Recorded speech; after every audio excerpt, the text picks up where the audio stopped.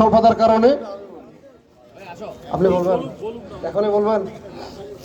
Union কর্তৃক কৃষকদের এই কৃষক আয়োজিত আজকের এই আলোচনা সভার সম্মানিত সভাপতি সাবেক চেয়ারম্যান, ভোট পেয়েও চেয়ারটা আমরা নিতে পারিনি এই আওয়ামী লীগের কুত্তাদের অসৎ আচরণের কারণে, এই ভোট চোদ্দের কারণে। ভোট নাই, চুরি করে নেতাগিরি করে ভোট পায় আমরা চেয়ারে বসতে পারিনি। জায়গার দিকে যাওয়ার দরকার নাই। আমরা কৃষক মানুষ, আমরা বাংলাদেশের শতকরা 90% মারা যাচ্ছি। আমরা সেচের সময় সঠিক সময় বিদ্যুৎ পাই না। বিদ্যুতের কাঠ এই আওয়ামী লীগের চোরাই সিস্টেম করেছে। আমি আমাদের কেন্দ্রীয় নেতাদের কাছে বলবো, সবাই অনুরোধ করে এই কাঠ সিস্টেম বাতিল করে আমাদেরকে বাঁচান। কৃষি পণ্য আমাদের কোল্ড গুলো সিন্ডিকেট করতেছে, কৃষকরা যাচ্ছে, আমরা আলুর স্লিপ পাই না। কে এলো, কেউ 4000, কেউ 10,000 স্লিপ নিয়ে চলে গেছে। এইগুলি সিন্ডিকেট বন্ধ করতে হবে এবং সারের ন্যায্য মূল্যে কৃষকদেরকে সার দিতে হবে। কৃষকের পণ্য সময় মতো সঠিক দামে কিনতে হবে। শাকসবজি ওই কনিষ্ঠরা রাখতে পারে, আজকে বেচতে পারলাম না, বাজারে নিয়ে গেলাম, পরের দিন আমি ব্যস্ত হয়, আমার কৃষক ভাইরা ক্ষতিগ্রস্ত হয়।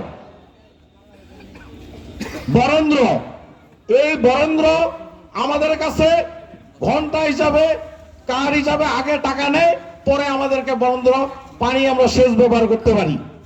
এই বরেন্দ্র আমাদের যখন মেশিন নষ্ট হয়ে যায় তখন কিন্তু ওরা বলে আগে টাকা দেন, তারপরে আমরা ঠিক করে দিব। এটা কি মদের মূল্য? আমি অনুরোধ করব কেন্দ্রীয় নেতাদের কাছে, আমাদের এইগুলি পরিহার করতে হবে। আমরা কৃষি মানুষ, আমাদের কৃষককে বাঁচাতে হবে। কোল্ড সিন্ডিকেট বন্ধ করতে হবে। রংপুরে 270 টাকা আলুর বস্তা রাখে, আমাদের ঠাকুরগাঁয়ে 500 টাকা কেন? কোথায় এই সিন্ডিকেট ঠাকুরগাঁয়ে? এগুলি আপনাদেরকে ভাঙতে হবে, এগুলি আপনাদেরকে দেখতে হবে।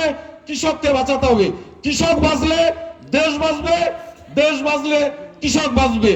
আমি সর্বস্তরের কৃষকদের পক্ষ থেকে বলতে চাই, আমরা যেন আমাদের কৃষি পণ্য আমরা যখন বেচবো তখন যেন আমরা সঠিক দাম পাই এবং বিদেশ থেকে সঠিক বীজ যেন নিয়ে আসে। আমরা বাংলাদেশের কৃষি পণ্য যেন উন্নয়ন হয়।